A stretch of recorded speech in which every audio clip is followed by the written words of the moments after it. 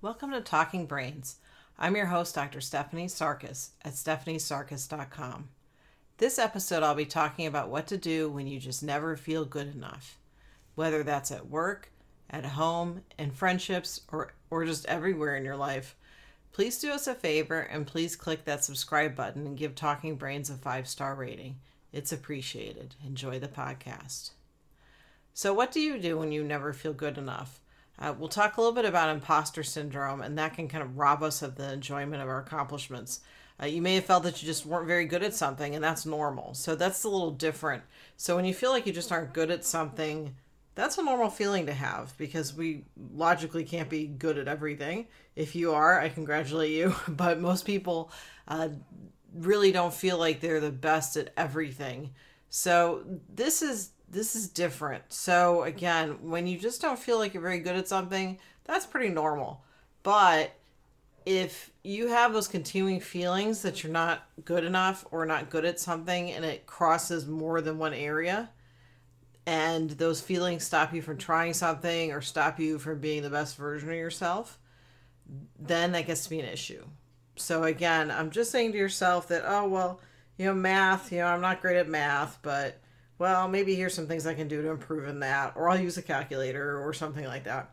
So that's normal. But when you feel like you don't even want to try something because you're concerned that people are going to find out you're an imposter, or you just feel like you're not good at anything, then that's stopping you from living your best life, and it impacts your quality of life. So let's say you're giving a speech to a group. Besides the fact that public speaking is such a widely held fear, it's used in research studies as a way to measure fear response. Let's say that you're usually fine with speaking to a group. However, as you're speaking, you wonder, why would they listen to me? What if they find out I really don't know what I'm talking about? A feeling of dread comes over you. How long will I be able to keep up this charade until someone figures out I'm not that great? This is commonly known as imposter syndrome. Now, this isn't a diagnosable disorder in DSM, but I have run into quite a few people, especially people with ADHD or people that have been in a relationship with gaslighting. And I mentioned this in my book, Gaslighting, that when you are in a relationship with someone that's constantly tearing you down, it can feel like you're not good enough. And that can pervade the sense of inadequacy through all areas of your life because you're told constantly by your partner that you're not good enough. So again, this is imposter syndrome. Again, not a diagnosis, but it really explains well that feeling of just not being good enough. So it can have several roots, imposter syndrome. It could be that you were told throughout your life that you weren't good enough by society, by your parents, by authority figures. And what I mean by that is that it might not have been clearly said to you, you're not good enough, but it could have been told to you in a way that was more just through actions, not necessarily somebody literally telling you that you aren't good enough. It could be that you're constantly put down for things.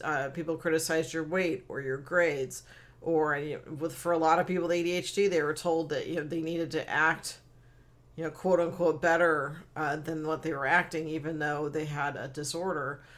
So they had brain issues related to it. So again, you may have had feelings that you just weren't good enough through messages that you got as a child. Also, it could be that you're successful and you feel like you don't deserve it, and that can go back to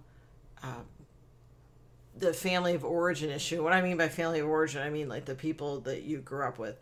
It could have been that you were told growing up to not boast about your accomplishments, or to feel like pride was sinful. I've had people tell me that they were taught that. So they feel like when they're successful, they don't deserve it, or it's going to be taken away from them at any minute.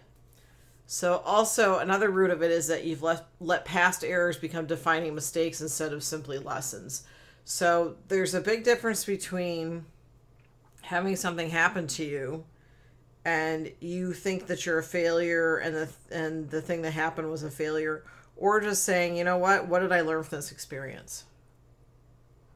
And that doesn't mean that it takes the grief away from it and the sense of loss. It just means that you're taking that thing that happened to you and you're gaining some positive thing out of it. And that could be even, you know what, I'm better prepared for if this happens again. But when you let those past errors become who you are, it can paralyze you with fear. So another root of imposter syndrome is you surround yourself with people or a person who remind you erroneously that they're better than you. So again, gaslighting relationship, I've talked about in other podcasts in my book, Gaslighting, that you're told several times that you're not good enough, that you're crazy. Your partner will tell you that they told other people that you're crazy. And you really feel a sense of, wow, there really must be something wrong with me because this person that I love and is supposed to love me is telling me this stuff. So it makes a lot of sense that you would feel that this deep sense of inadequacy after being in that type of relationship.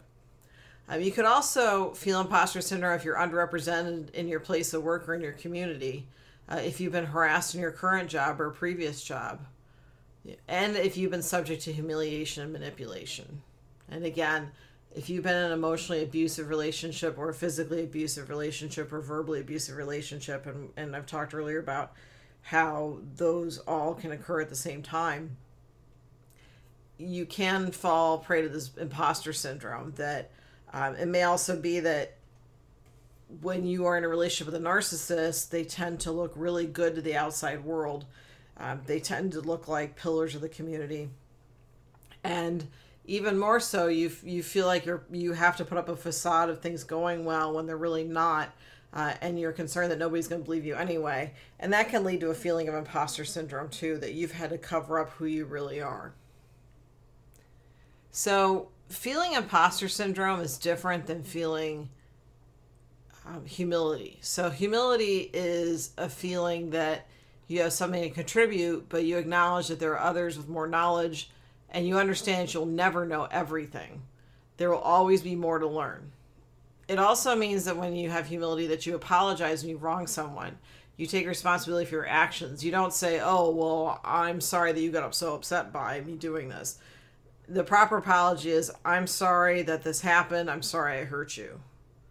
So when you apologize appropriately, and I just wrote an article in Forbes about how to do a proper apology, and when you've done that and taken responsibility for your actions, yes, you're showing humility. You're showing that you aren't always right about stuff, right? So, but when you have humility, it doesn't stop you from doing things that can lead to your definition of success, whatever that is, or from being acknowledged for your success. So humility, for example, is accepting an award, but when you're accepting it, you acknowledge that you got there from the help of others. You may feel at some point that you don't deserve it, that other people do, but it comes from a place of, wow, so many people helped me get here. It doesn't come from a place of feeling inadequate. So humility in itself doesn't stop you from doing things or from speaking out. It just helps you realize that there are others from whom you can gain more knowledge. Imposter syndrome is when you have a fear of people will find out that I'm not as good as they think I am. So in the award example I just gave you, let's say imposter syndrome kicks in. You receive an award and feel you don't deserve it, but it's because sooner or later people are going to figure out exactly who you are, is what you're thinking. There's a different core belief behind I don't deserve this award. So again, with humility, when you say, oh, I don't think I deserve this award, it's because you feel that so many people have helped you along the way. Or let's say you're being chosen for an award over other people in a category, let's say the Oscars, and you feel that, wow, so-and-so had a really good performance, and I don't even think my performance measures up to that. That's different. So imposter syndrome, you get the award and you feel that, again, that people are going to find out who you really are and maybe even take the award away. And that's different than delusion. Delusion is when you think things that aren't real, but imposter syndrome, you have a root behavior in that when you feel like you don't deserve something and it's because people are going to find out that you're not who you really are. There's not a delusion component to it. That's different. This is just a deep-seated feeling of that you're not as good as people may think you are, that they're going to find out that you really don't know what you're doing. And again, I see this quite commonly with ADHD, that people feel like they've reached a certain level in the workplace and that they're going to be found out that they really don't know what they're doing. And that's a really deep-seated issue for a lot of people with ADHD, because again, they've been told throughout their lives that they're not good enough. So in various ways, like I mentioned. But people with ADHD, again, they'll get to a point in their careers where they're sometimes doing pretty well, but again, there's always a nagging fear that they're going to be found out. And when I ask, what's the thing that you're concerned that people are going to find out, it's usually that I don't know what I'm doing, even though this person is doing relatively well in their job. Or if you've had jobs where you didn't do so well because of ADHD issues, and then you find a job that fits you really well, you may still have those feelings that you're not good enough. So how does this all relate to perfectionism? So perfectionistic behaviors when you need things to be perfect. So it's a little bit different than obsessive compulsive disorder. There's a perfection aspect of that. But perfectionism's like when you were a kid, if you erased the paper, you erased it so much it left a hole in the paper. Or you would spend hours doing homework because it just wasn't quite the way you wanted it to be. And again, with ADHD, especially with handwriting when you were growing up, it may have taken you longer to get your handwriting the way you wanted it to look, and even then it was hard to do it. That's different than the obsessive compulsive piece, which is having to do something over and over again until it feels right, or having to correct something because it doesn't feel right. So this is different. Perfectionism is, I need things to be just so. But again, it's different than an OCD component. So you feel like if you don't get things exactly right, again, then imposter syndrome is going to pop up, and that can paralyze you. So you may have procrastinated because you felt like, I don't think I can do this 100%. So I'm going to be busy doing something else so I can avoid doing it. So it could also be that you may feel that good enough just is not good enough. Now, good enough is acceptable in majority of situations. Air traffic controller, you probably want to be pretty precise, right? Or a brain surgeon. But for most things, good enough is fine. And I talked about in a previous podcast that there's a book called Your Perfect Right by Alberti. That's Albertti, and I have it on my website under recommended books. And I talk about how in that book, there's a list of your rights as a person. And that includes the right to say no, the right to change your mind anytime, the right to feel safe, and also one that says you have the right to do less than what's humanly possible. So I'm going to repeat that. You have the right to do less than what's humanly possible. And that's really important. That means that you don't need to give 100% all the time. It's okay if you can only give 75% or 85%. We're always just doing the best we can at any given time. So keep in mind that perfect is the enemy of good. So if you feel like you need to do things perfectly, you might wind up not getting things done at all, because you feel like your work product must be 150%. And it could be that you're in a really competitive work environment and you've told yourself, things need to be perfect for me to turn this in. And you wind up spending a large amount of time on details that really aren't important in the big picture. So remember, good enough is perfectly acceptable in the majority of life situations. I know some of you are listening to this right now and going, good enough is not good enough. But I kind of tend to go with a good enough philosophy, that something's good enough. And it depends on what it is. But most of the time, when you say to yourself, this is good enough, I've accomplished my thing. And I talked about in a Psychology Today article about how, and I think Forbes too, about how you want to go for your minimum level of satisfaction in something. So it doesn't have to be completely perfect. What's the minimum amount that you will feel comfortable with that meets your requirements? And this can be particularly helpful when you are deciding like on a major purchase like a car.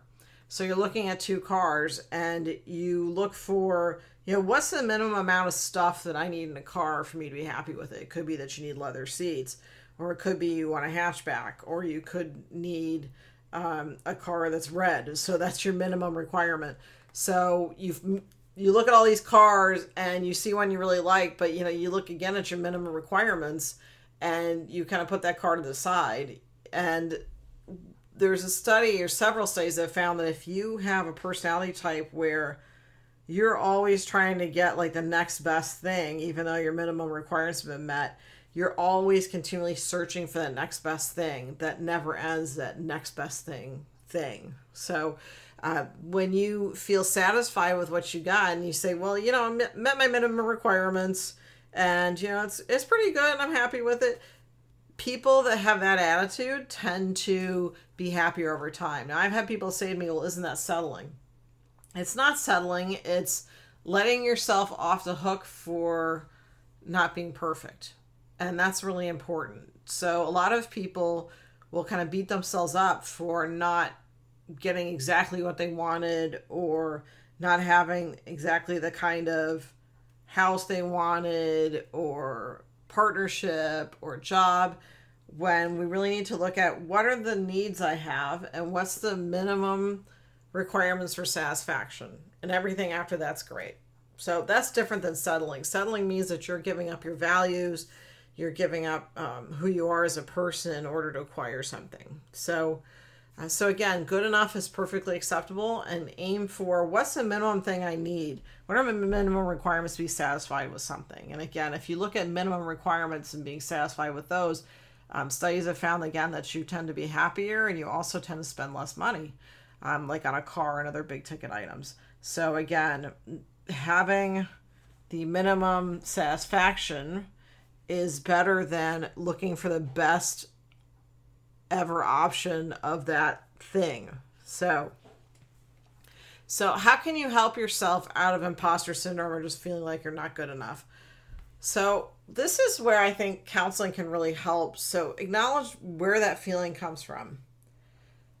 So, and also, are you underrepresented in society or in your workplace? And also, do you have to work 5 times hard as everyone else only to get half the credit?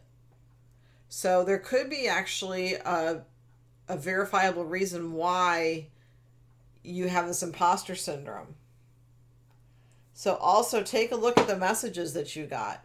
So, and as an example of good enough.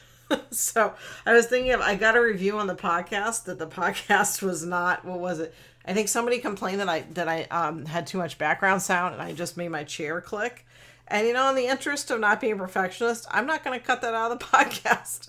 So, and I know that sometimes maybe the dogs have barked in the background, but again, it's good enough. So, you may have heard that one click. That's my chair. And, I have ADHD and my stimulant meds have run off by now because I'm recording this at like 9 at night. So, but I'm going to leave that in because, again, I think with time I've gotten more into, things are good enough.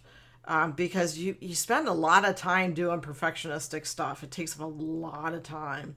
And as I've gotten older, I've learned, more and more what's important and what's not. So, yep, you heard my chair click, and I'm gonna keep that in as a demonstration of when things are good enough. And then I just slap my hands together, so you're gonna hear that too.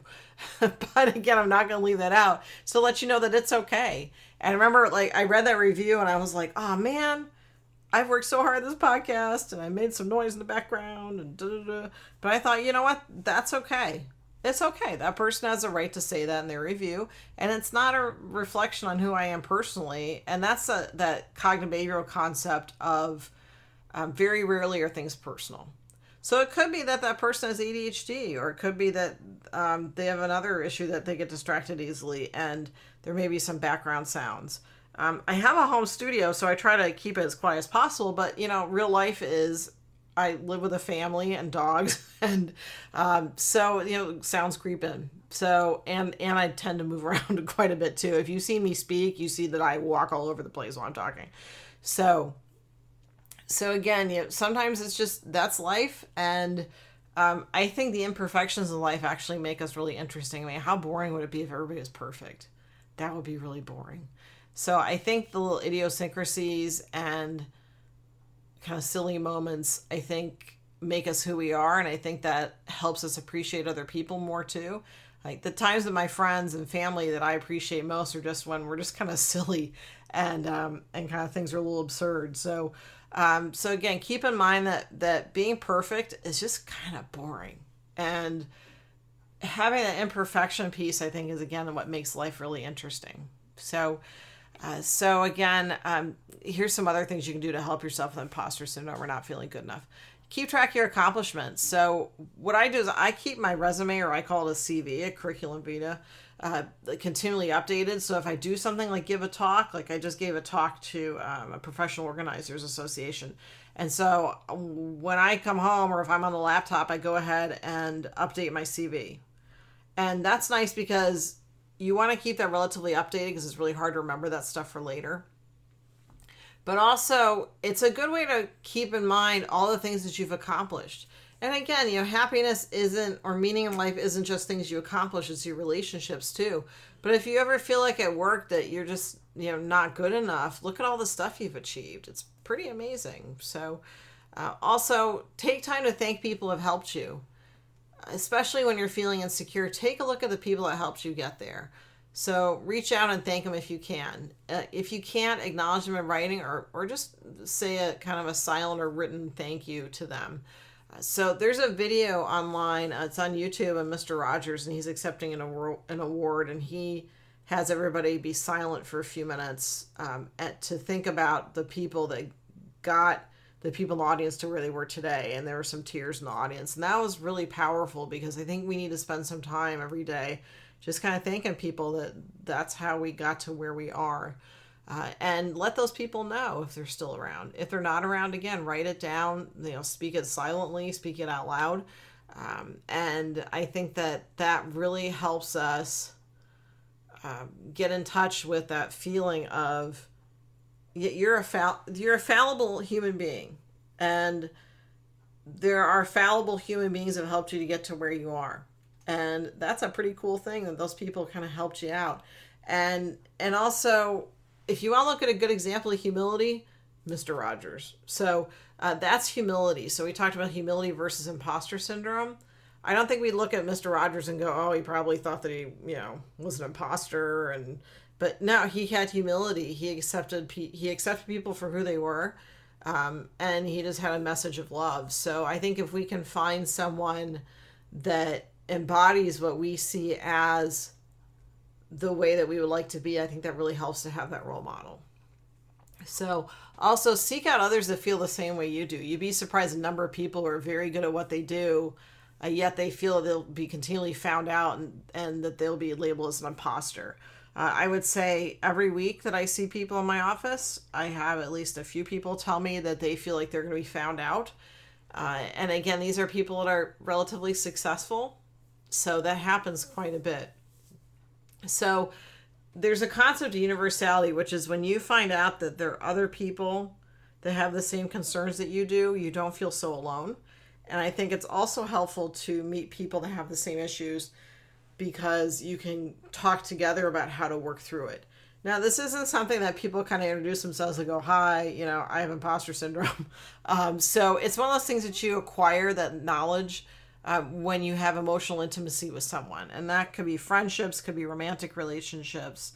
So you sometimes don't find out this stuff about people until you get to know them a little better. So if you haven't anybody talk to you about this, it doesn't mean it doesn't exist. There are plenty of people that feel this way. So also, again, accept yourself as a fallible human being. We're all going to have times when we feel like we don't measure up.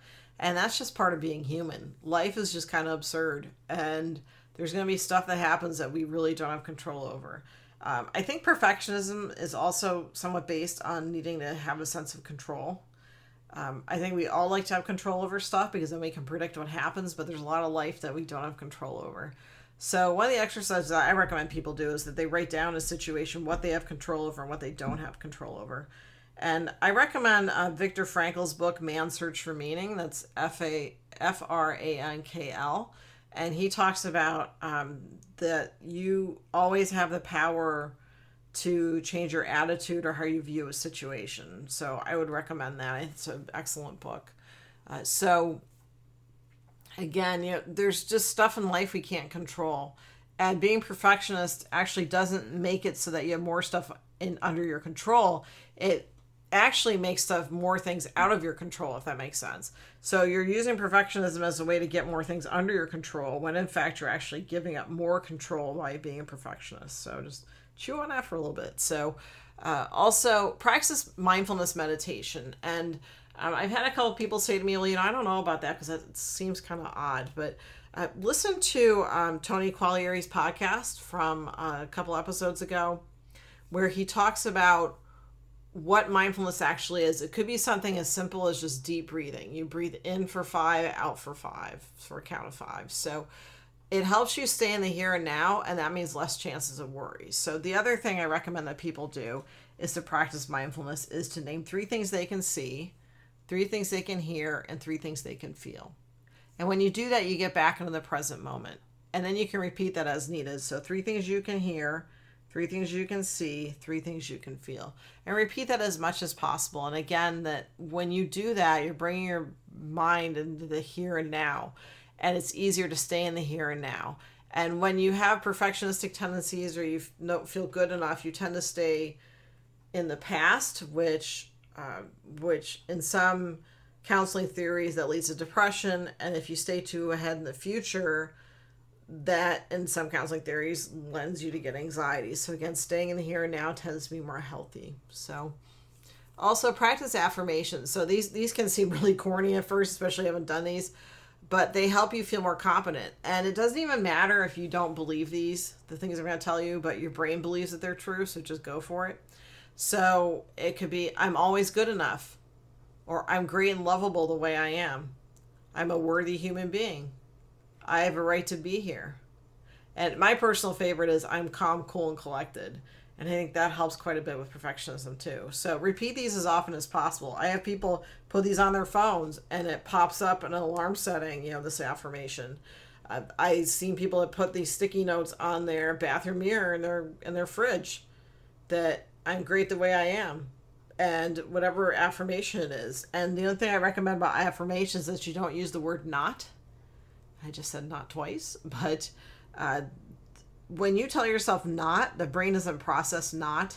So if you say, I'm not going to mess up today, your brain's like, I'm going to mess up today. So make sure that your affirmations don't have not in them. And again, I just said it twice again. So, okay, so I'm going to read these back to you. So I'm always good enough. I'm great and lovable just the way I am. I'm a worthy human being.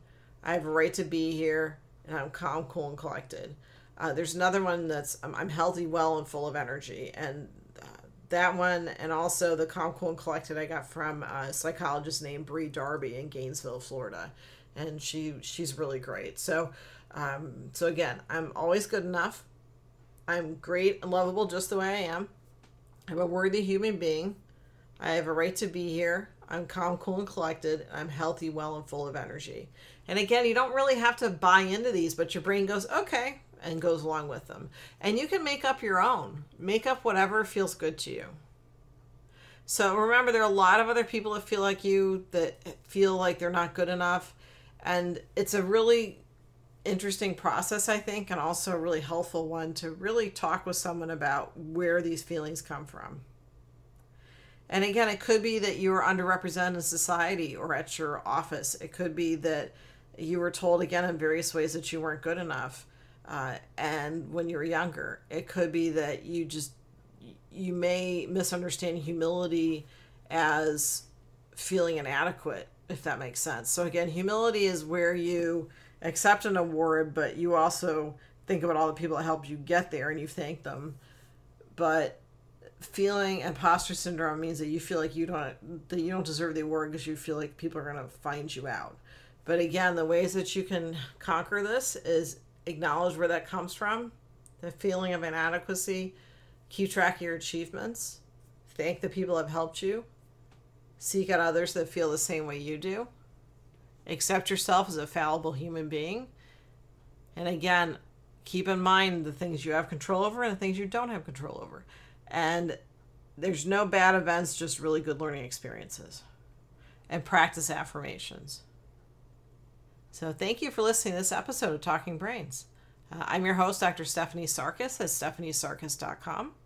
And please hit subscribe and give us a 5-star rating. It's appreciated.